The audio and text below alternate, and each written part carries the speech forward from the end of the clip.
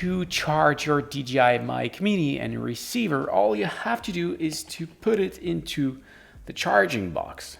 So you see there's connector at the end, and you've got connector right over here. So you just set everything inside here. Now there's a battery inside the case that will charge your device.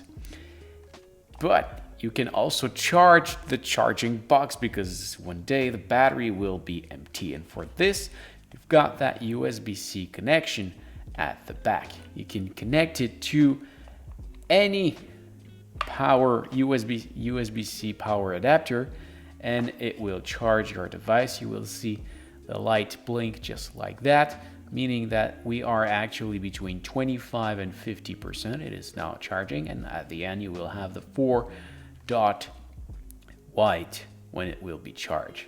If you don't have a USB adapter power wall, you can connect it into your computer or whatever you have. But if you're looking for a good one, this is the Anker 747. Very good device, enabled fast charging for multiple devices.